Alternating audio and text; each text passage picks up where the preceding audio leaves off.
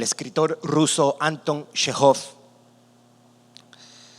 escribe un cuento que se llama Un acontecimiento. El cuento trata la historia de un niño como de 8 años de edad. Su nombre es Grisha. Y el cuento relata la historia de Grisha viviendo en un lugar donde parece un restaurante. Y él mira por la puerta que hay una muchacha que está trabajando, jovencita. Está la dueña del lugar, que es una señora que se ve bien mala. Y está un chofer, un cochero. El cuento está ambientado a los 1800, cuando los carros todavía no existían. Y existían los que conocemos como carretas o coches movidos por caballos. El cochero era un hombre alto, sumamente pesado, nariz roja, hinchada, con una actitud muy arrogante, sucio, sudoroso. Y lo que él miraba es que había entre todos un acuerdo de que ellos querían casar a este cochero viejo, sucio, mal vestido, con esta jovencita que trabajaba allí. Y él se dio cuenta que la jovencita no quiere casarse con este hombre. Grisha, el niño, se identifica con eso porque él piensa cómo es que este hombre tan así se va a querer casar con esta jovencita. El relato transcurre y efectivamente sucede lo que Grisha no esperaba y lo que esta jovencita, el nombre de la jovencita es Pelageya, y termina casándose. Y él está muy conmovido. Grisha está mirando toda la escena y está profundamente conmovido por toda esta injusticia, donde han de alguna manera pisoteado la dignidad de esta joven. Pero escuche cómo termina el relato. Sintió una gran lástima de Pelageya, hablando de Grisha, el joven, el niño, aquella víctima de la injusticia humana. Y dice: cogiendo del aparador la manzana más grande, se deslizó hasta la cocina, puso la manzana en la mano de Pelageya y echó a correr conmovidísimo. Así termina la historia, con una expresión de este ser humano de 8 años, tocado y movido por una profunda sensación de compasión y solidaridad por esta muchacha. ¿Por qué? ¿Por qué, si en el relato ni los padres de este niño tenían ese grado de solidaridad y compasión? ¿Por qué un ser humano a esa edad tan temprana puede tener estas sensaciones y puede ser despertado por un profundo sentido de compasión y solidaridad? Los cristianos tenemos la respuesta, porque ese niño también, o esa clase de niños, fue creado por un Dios solidario. El Dios de la Biblia es un Dios compasivo y solidario, que no solamente ha mostrado su bondad y su sentido de compasión al darnos todas las cosas de esta creación. Al contrario, Él mostró un sentido de solidaridad al acercarse a un pecador como Abraham, siendo Abraham en sus pecados un idólatra. Pero ese mismo Dios solidario también se acercó a Israel en la situación en la que se encontraba con Faraón y Egipto. Ese mismo Dios el que se acercó a Israel cuando Israel fue llevado cautivo a Babilonia. Ese mismo Dios que se acercó a nosotros en la persona de nuestro Señor Jesucristo. ¿Qué es solidaridad? ¿Qué es eso? Solidaridad es el apoyo o la adhesión. A mí me gustó esta definición, la adhesión circunstancial a una causa o al interés de otros, por ejemplo, en situaciones difíciles. El Dios de la Biblia, mis hermanos, ha sido y es un Dios solidario, que se adhiere a pecadores como nosotros. No nos mira a la distancia. No nos mira a la distancia. No es indiferente, no solamente es conmovido a la distancia, como muchas veces miramos en la televisión la miseria de algunas personas y nos llenamos de un sentido de compasión, pero eso queda allí. El Dios de la Biblia ha sido un Dios compasivo y solidario, porque Él se adhirió a nuestra miseria para salvarnos, para redimirnos y para hacer de nosotros sus hijos. Algo de eso nosotros vamos a encontrar en estos pasajes, mis hermanos. Algo de eso vamos a tomar en un sentido de una de estas leyes del capítulo 25 del libro de Deuteronomio. Aquí nos encontramos en los versículos 1 al 10 con 3 instrucciones diferentes, pero tienen que ver con la vida civil de Israel. Instrucciones, por ejemplo, cuando había una disputa legal.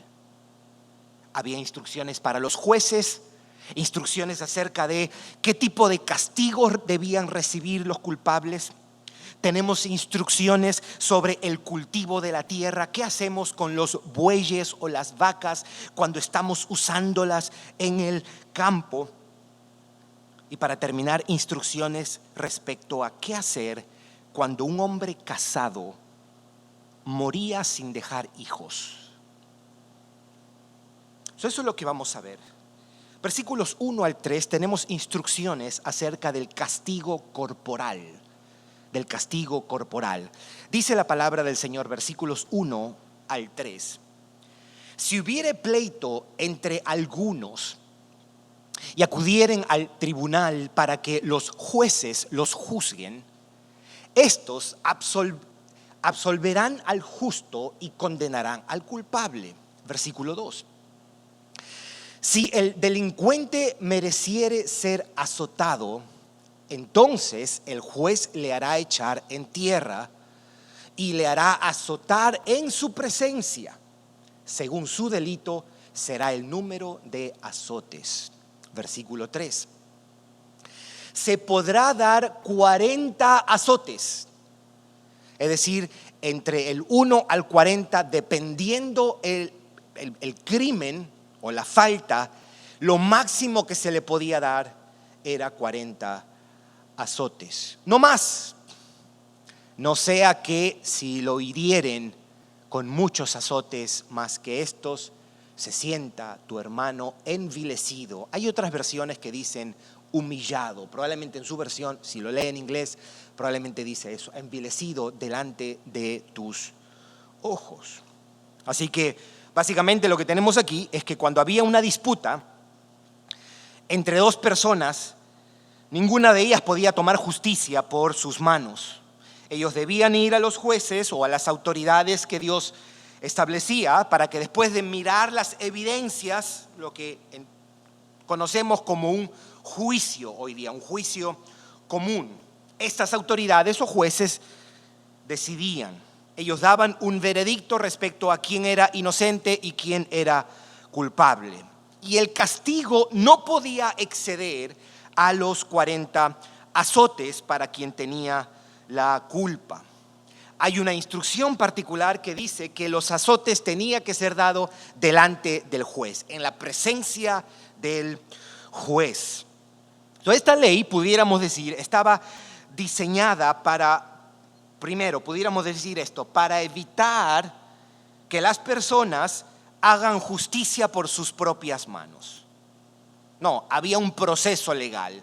Había que ir donde estaban los jueces y los jueces decidían, ellos daban un veredicto y después se aplicaba el castigo. Pero también pudiéramos decir que esta ley servía para evitar abusos en los castigos o para limitar los castigos. No se podía dar la máxima penalidad en este tipo de casos donde no involucraba la muerte de alguien, era darle 40 azotes. Y es interesante la última parte, la razón que da el Señor para esto. Note lo que dice el versículo 3 en la última parte. Dice, si lo hirieren con muchos azotes más que estos, se sienta tu hermano envilecido delante de tus ojos. Dios lo que cuida es que el hombre no sea humillado innecesariamente. Por eso dijo, de alguna manera, cuida su dignidad. Él va a pagar con 40 azotes si lo amerita, pero después de eso no puedes seguir castigándolo. Eso es lo primero que nosotros tenemos. Lo segundo lo tenemos en el versículo 4, instrucciones para los que tenían bueyes y usaban los bueyes, los toros, ¿verdad?, para el trabajo. Leamos versículo 4 de nuestro texto. No pondrás bozal al buey que trillare. Esa es la instrucción. Estos animales eran usados para arar la tierra, ¿verdad? Lo que le está diciendo el Señor es, a esos animales que te ayudan a trabajar la tierra, no les tapes la boca. ¿Por qué? Porque ellos deben comer. Es justo que coman, pero también es bueno que coman, porque si no comen, están enfermos y se mueren. Si comen, están sanos y fuertes para seguir trabajando. Una instrucción sencilla, práctica. Pero después vamos a mirar el sentido de este pequeño versículo 4, porque Pablo lo usa 2 veces para argumentar algo en sus epístolas. Entonces ahora nos encontramos con los versículos 5 al 10, instrucciones para el caso de un hombre casado que se quedaba sin descendencia. ¿Qué pasaba y qué se debía hacer si un hombre casado moría sin dejar un hijo varón? El texto dice en el versículo 5, cuando hermanos habitaren juntos y muriere alguno de ellos y no tuviere hijo, la mujer del muerto no se casará fuera con hombre extraño. Su cuñado se llegará a ella y la tomará por su mujer y hará con ella parentesco. Versículo 6. Y el primogénito que ella diere a luz sucederá en el nombre de su hermano muerto, para que el nombre de éste no sea borrado de Israel. Versículo 7. Y si el hombre no quisiere tomar a su cuñada, irá entonces su cuñada a la puerta, a los ancianos, y dirá, había un proceso legal, si se negaba el cuñado. Mi cuñado no quiere suscitar nombre en Israel a su hermano, no quiere emparentar conmigo. Versículo 8. Entonces los ancianos de aquella ciudad lo harán venir. Mire todo este proceso. Esto es rarísimo para nosotros. Y hablarán con él. Y si él se levantare y dijere, no quiero tomarla, él podía hacer eso, pero aquí vienen las consecuencias de eso. Versículo 9. Se acercará entonces su cuñada a él delante de los ancianos y le quitará el calzado del pie. Para nosotros esto es con 200 pares de zapatos pero que para ellos no, era otro mundo, era otra sociedad. Y encima le escupirá en el rostro, dice el texto.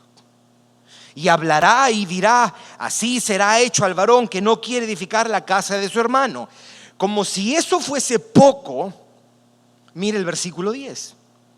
Y se le dará este nombre en Israel. O sea, hay un rótulo, un apodo. De ahí para adelante, tu apodo va a ser este: la casa del descalzado. Mire eso.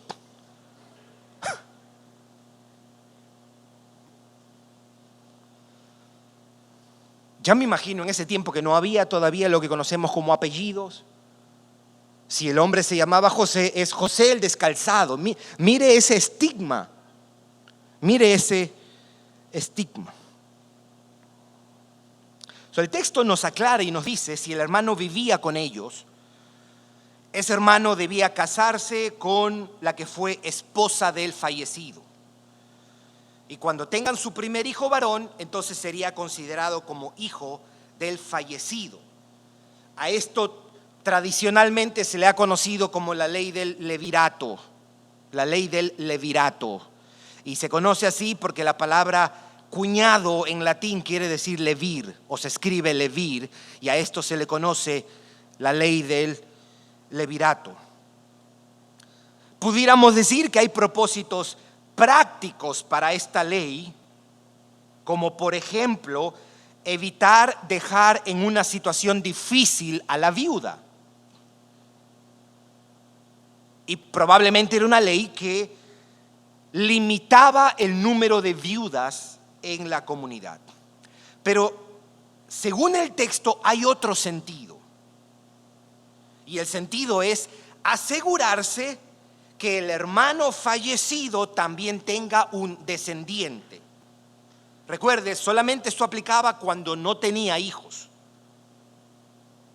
La descendencia, cuando uno lee el Antiguo Testamento, para Dios es importante.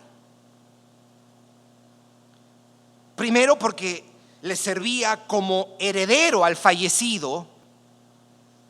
Y segundo porque los hijos eran una muestra de la bendición de Dios. Era expresión de que Dios ha cumplido su promesa de darles hijos. Promesa hecha a Abraham. En ese sentido también vivimos en un tiempo muy diferente, porque hoy día la sociedad mira a los hijos como un estorbo o como un medio para sentirse ellos realizados. La sociedad israelita miraba a los hijos como una bendición, porque los hijos son una bendición.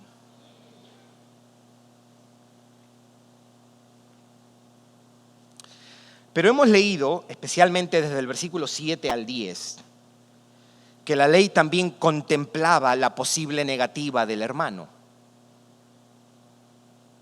Había la posibilidad de que el cuñado se negara. Y había instrucciones para esos casos. Hemos leído en ese escenario, la mujer debía ir a los ancianos de la ciudad. Iban por lo general a las puertas de la ciudad, que era como nuestro City Hall, ¿verdad? La corte. Y ella presentaba su caso. Si el cuñado, nos dice, se negaba, entonces ella debía quitarle la sandalia. Ese era el proceso, esa era la consecuencia, esa era la multa, si se quiere. Le quitaba el calzado y después ella escupía el rostro de su cuñado y decía: así será hecho al varón que no quiere edificar la casa de su hermano. En la ley, en esta ley, hay una condena implícita. Se condena la falta de solidaridad y la actitud egoísta del hermano vivo, ¿verdad? ¿Por qué? Porque él no quiere unirse para dejarle descendencia a su hermano muerto. Y el pasaje termina diciendo que la casa del hermano que rehusó dejar nombre a su hermano muerto se llamaría la casa del que no tiene sandalias.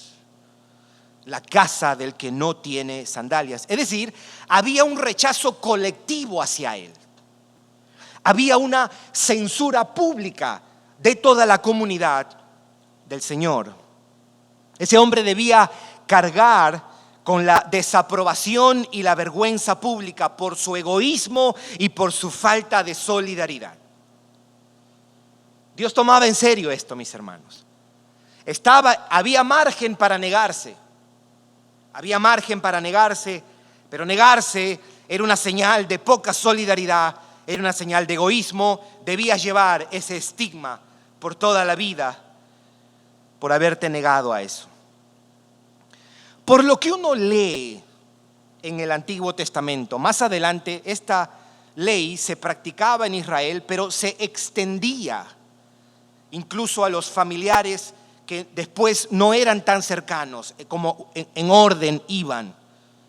El familiar más cercano, después de que uno lo ha negado su derecho, podía entonces casarse con la viuda o tomar la herencia, pero si tomabas la herencia te tenías que casar con la viuda. Es como diciendo, no seas vivo, ¿verdad? Si quieres la herencia, cásate también con la viuda. Así que estas son las 3 leyes que nosotros tenemos en estos primeros 10 versículos.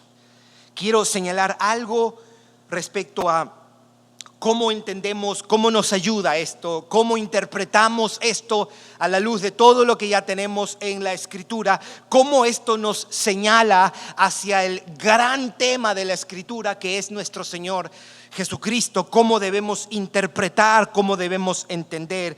Hay 3 cosas que voy a decir. De las 2 primeras seré breve, tomaré un poquito más de tiempo. Con la última, con la ley del levirato. Primero, esto es tan sencillo. Esto no hace falta tener un doctorado en teología para intuir y ver que las instrucciones de los azotes nos anticipan al castigo que nuestro Señor Jesucristo llevó en nuestro lugar. Lo sufrió por nosotros para que no tengamos que sufrirlo y nosotros ser salvo. Él fue considerado como un criminal, un delincuente, habiendo sido inocente. Cordero sin mancha. En él no hubo pecado, en él no se halló pecado en su boca. El sumo sacerdote que fue tentado según nuestra semejanza, pero sin pecado, decía el autor de Hebreos capítulo 4, versículo 15. Él sufrió ese castigo por nuestros pecados, padeció por nuestra maldad, sin ser él mismo un pecador. A Cristo lo azotaron. Ese era el tipo de castigo establecido por la ley judía, pero después lo crucificaron, que era el castigo establecido por los romanos. Lo segundo es que el mandato de dar oportunidad para que el buey coma fue dado en última instancia como una expresión de cómo Dios cuida de nosotros. Eso se escribió para nosotros. Según Pablo, este mandato del versículo 4 de no le pongas bozal al buey sirve como una imagen de provisión y sustento. Provisión y sustento. ¿A qué me refiero? Que así como el buey debía ser dejado para que coma mientras trabaja, decía Pablo en 1 Timoteo 5, 17 y 18, es justo que los que trabajan predicando el evangelio, es decir, los pastores, también reciban un salario. Eso él cita. Pablo dice, así como el buey no era tapado en su boca para que pueda comer mientras trabaja, es justo que el pastor también reciba una remuneración. Esta instrucción se dio para demostrar que Dios cuida de sus siervos por medio del sustento que ellos reciben de la iglesia. También lo dice en 1 Corintios capítulo 9, versículos 8 al 10. Eso es toda la imagen que hay que sacar. Están algunos de repente que pueden decir, está comparando al pastor con un buey. No, no está comparando al pastor con un buey. Está diciendo, esa misma imagen sirve para que nosotros entendamos, los que sirven en el Evangelio deben vivir del Evangelio. Hecha la ley, hecha la trampa, siempre habrá muchos que se aprovechen y abusen y enriquezcan ilegítimamente con esto, pero eso es harina de otro costal. Entonces vamos a mirar el mandato del hermano o la ley del levirato. Esa ley, usted que ha leído la Biblia, a usted le sonó muy familiar eso. Porque nosotros vemos aplicado eso en la historia de ¿quién, mis hermanos? ¿De quién? De Ruth. La historia es conocida. Noemí, una mujer israelita que se fue a Moab con su esposo Elcana y sus 2 hijos. ¿Por qué se fue a Moab? Porque había hambre en Israel. Sus 2 hijos se casan y luego fallecen su esposo y sus 2 hijos.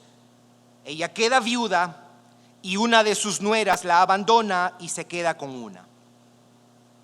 Noemí regresa a Israel con Ruth, una de sus nueras, conocida como Ruth la Moabita, porque ella era de Moab. Noemí, cuando llegan a Israel, le dice que ella podía casarse para sacarlas de la miseria, que podía casarse con un pariente fallecido o con un pariente de su fallecido esposo, más bien. Hemos leído la historia, el pariente no quiso casarse. ¿Se acuerda? No quiso. El siguiente en el orden era un hombre llamado Booz, o en inglés Boaz. Y él sí acepta casarse con Ruth.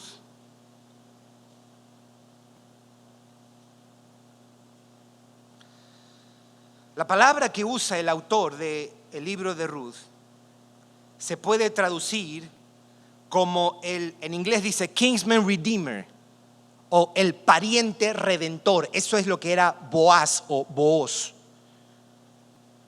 Y el concepto de redimir, la palabra redimir como tal, se usa mucho en el libro de Ruth. Ese pariente que recibía a su familiar para casarse es una preciosa imagen de nuestro Señor Jesucristo. El levirato tenía un sentido trascendente. Servía para simbolizar lo que Cristo hace para nuestra redención. Él nos vio en una condición miserable, nos vio en una condición vulnerable, en una situación de pobreza y desesperanza por nuestros pecados, y Él nos tomó como su esposa y nos redimió.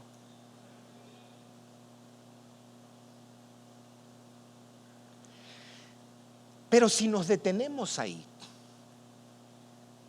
nos perdemos de otro aspecto. Esta ley, sugiero que tiene un mayor propósito todavía. No solo simboliza nuestra redención, sino que esta ley se convierte en un medio para nuestra redención. No solo simboliza, sino también es medio. ¿A qué me refiero con eso? La ley del levirato ciertamente es una metáfora de nuestro Redentor, pero también es un medio para enviarnos al Redentor. ¿Por qué yo digo esto? Porque cuando Ruth quedó viuda, fue esta ley que aseguró que ella se casara con un familiar cercano a su esposo muerto.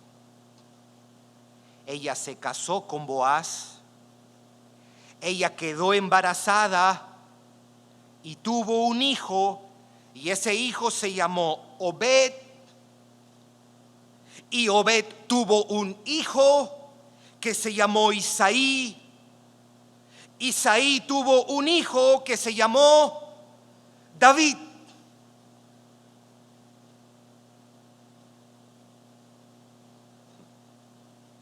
¿Qué tiene que ver eso? No me haga la pregunta eso. Me daría vergüenza como pastor yo decir, ¿qué tiene que ver eso? ¿Verdad? Una pausa aquí. Cuando usted lee el libro de Mateo y usted comienza a ver la genealogía, no se salte las genealogías. ¿Ok? Las genealogías están puestas ahí. No diga, uy, qué aburrido leer, y este engendró a este engendró a este. Es para que usted vea que Dios estaba en control y Dios seguía cumpliendo sus planes para enviarnos ese Salvador que era hijo de David. Quiero invitarlo a ir a Ruth, al libro de Ruth.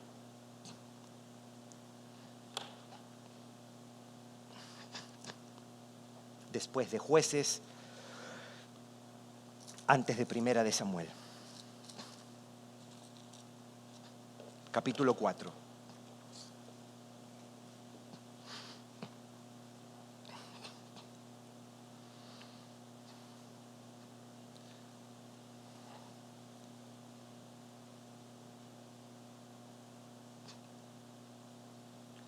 Yo había pensado leerlos desde el versículo 13 hasta el 17, pero vamos a leerlos desde el 1 al 17, ¿les parece? ¿Sí?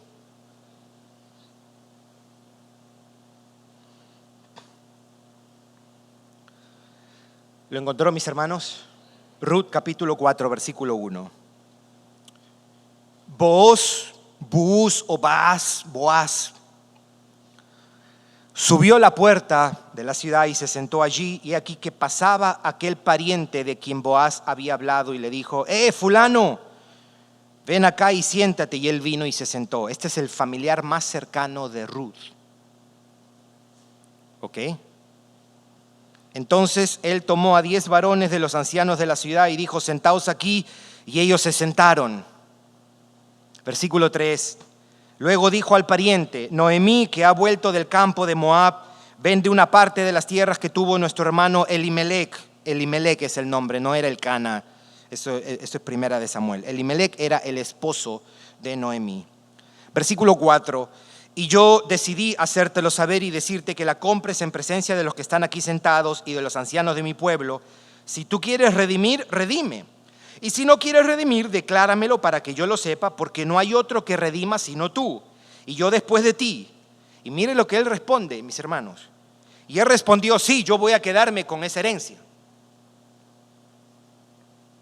¿Ok? Y mire lo que pasa, versículo 5. Entonces replicó Boaz: el mismo día que compres la tierra de mano de Noemí, debes tomar también a Ruth la moabita, mujer del difunto, para que restaures el nombre del muerto sobre su posesión. Entonces la tierra, y también tienes que casarte. Redime a Ruth. Versículo 6. Y respondió el pariente: no puedo redimir para mí, no sea que dañe mi heredad.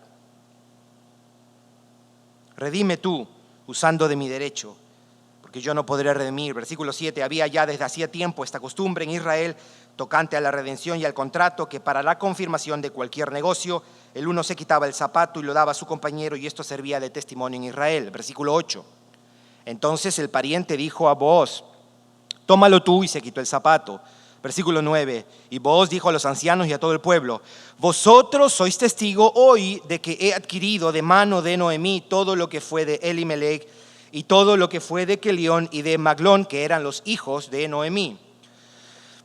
Versículo 10. Y que también tomo por mi mujer a Ruth la moabita, mujer de Maglón, para restaurar el nombre del difunto sobre su heredad, para que el nombre del muerto no se borre de entre sus hermanos y de la puerta de su lugar, vosotros sois testigos hoy. Y dijeron todos los de pueblo que estaban a la puerta con los ancianos: testigos somos. Jehová haga a la mujer que entre en tu casa como Raquel y a Lea, las cuales edificaron la casa de Israel, y tú seas ilustre en Efrata y seas de renombre en Belén. Versículo 12. Y sea tu casa como la casa de Fares, el que Tamar dio a luz a Judá, por la descendencia que de esa joven que te dé Jehová. Versículo 13. Booz pues tomó a Ruth, y ella fue su mujer, y se llegó a ella. Y Jehová le dio que concibiese y diese a luz un hijo. Versículo 14. Y las mujeres decían a Noemí: loado sea Jehová, que hizo que no faltase hoy pariente cuyo nombre será celebrado en Israel.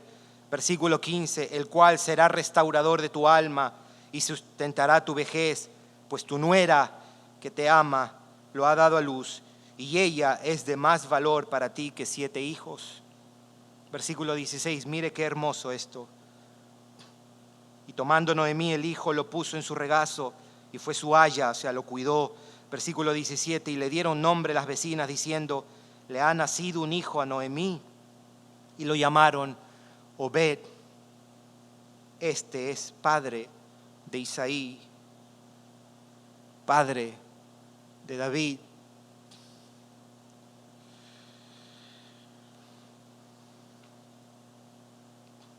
Entonces, nuestra conclusión es: el ungido de Dios,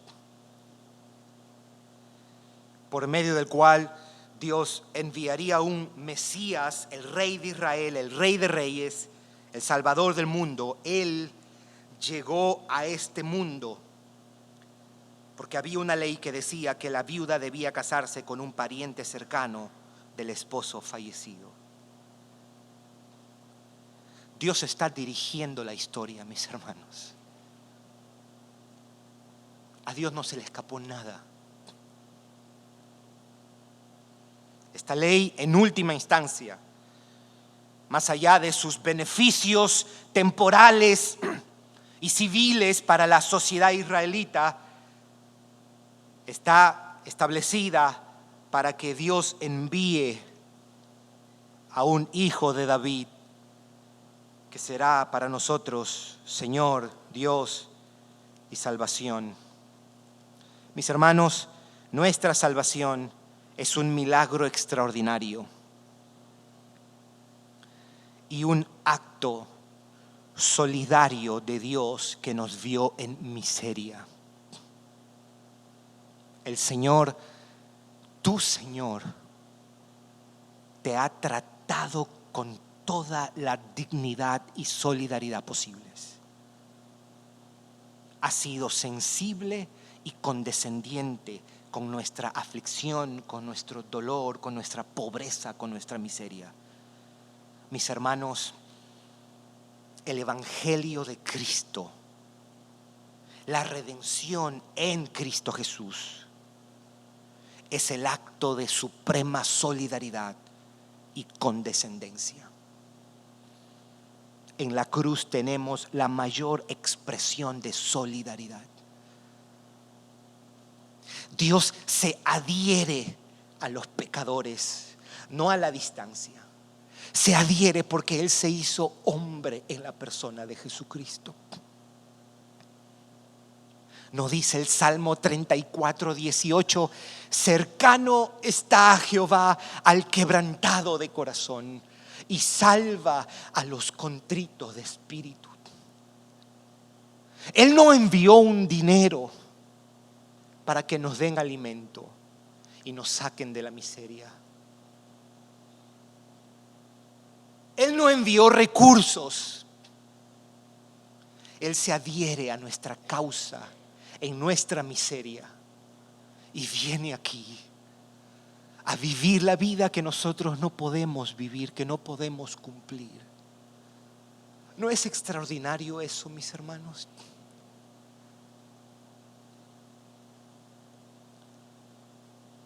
Nosotros, conscientes de lo defectuoso, lo incompleto, lo inútiles, lo pecadores que somos, en el momento de mayor frustración y decepción con nosotros mismos, tenemos que mirar a la cruz de Cristo, porque Él vivió la vida perfecta en nuestro lugar. Tu justicia no está en tus obras, está en la persona y la vida de nuestro Señor Jesucristo. Pero Él también vino a morir a la cruz por nuestra redención. Es verdad, resucitó al tercer día y se fue, pero ahora Él está en la persona de su Espíritu, cercano a nosotros. Por eso, lo que decía David en el Salmo 34:18, cercano está Jehová a los quebrantados de corazón, sigue siendo cierto para el pueblo de Dios. Él sigue cercano. Él se adhiere a nuestra miseria para redimirnos. Por eso digo, la cruz es la mayor expresión de la solidaridad de Dios. Ese es el Dios de la Biblia, mis hermanos. Y por eso el cristiano tiene una obligación de reflejar ese espíritu solidario y compasivo con los que están en miseria. Que el Señor nos ayude, mis hermanos. Vamos a orar.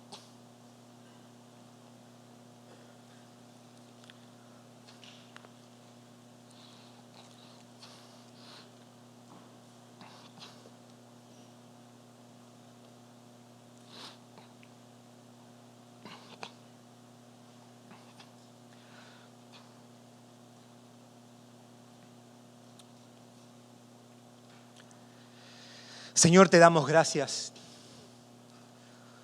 y te alabamos por Jesucristo. Tú nos viste en condición miserable, separado de ti, sin esperanza, sin Cristo, muertos en nuestros delitos y pecados, condenados por nuestro pecado, esclavos del pecado, en tinieblas, enemistados contigo, camino a la condenación eterna. Y tú te acercaste a nosotros en un acto de suprema solidaridad. Viniste en tu Hijo para identificarte con nuestra miseria. Él, siendo bueno, justo y santo, en Él no se halló pecado en su boca. El Cordero de Dios sin mancha.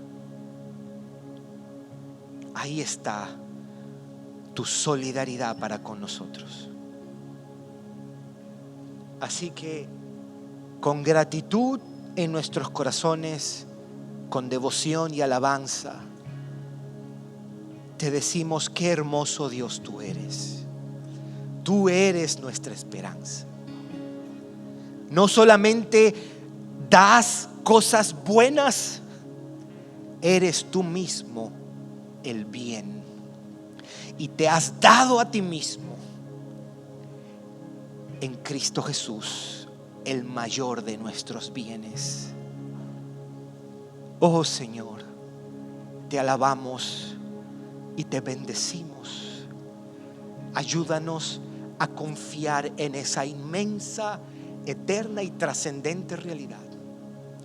Y ayúdanos por medio de tu Espíritu a expresar esa condescendencia, esa compasión, esa sensibilidad y solidaridad con aquellos que están cerca de nosotros.